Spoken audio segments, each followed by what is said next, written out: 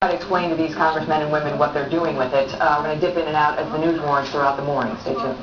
Now I want to meet a U.S. Marine barely escaping death, but it wasn't in Iraq or Afghanistan. It was in her own living room. Annie Aziz was sitting on her LoveSac couch. Look at this picture.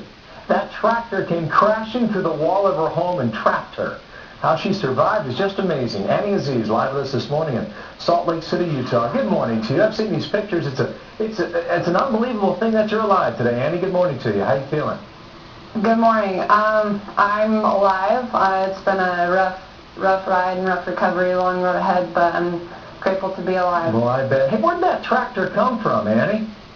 It came from outside the house, and actually I was sitting in a chair, and the tractor came through the house and hit the LoveSac, which cushioned the blow between me and the tractor, which saved my life. Wow. What's a LoveSac, by the way? LoveSac, it's just a big giant beanbag, basically. And that saved your life? That's what saved my life. The paramedics at the scene told me that if that wasn't there, that I would have been crushed. So. Well, you also saved my life. You say when you were sitting there, how long were you trapped there, by the way, Annie? They think it was probably about 4 minutes. When it came through, it hit. I didn't see it at all. I heard the noise, and it hit me and took me through the interior wall that I was sitting next to and into the next, and then stopped on top of me. And the next thing I remember is just being under there, and I couldn't breathe at all. So I ripped my right arm out from being pinned and pushed the part of the LoveSac away from my face so I could breathe, and took a deep breath, and then just started screaming, "I'm right here, I'm right here."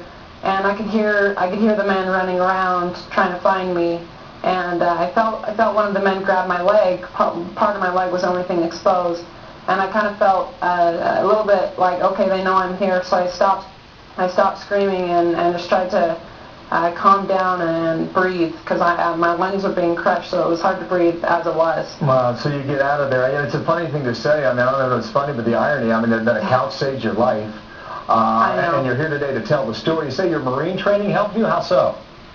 Absolutely. I just feel like when I was trapped underneath there, keeping my cool and just staying calm and breathing. Once I got that LoveSac partially away from my face and was able to scream and let them know that I was there, I just knew I had to calm down, and I believe that a lot of that came from, the things that I did. Yeah, I bet it did. Yeah, you got some nerve damage. Is that right? You got a bad hip. Yes. You didn't escape unscathed, I guess. Yeah, absolutely not.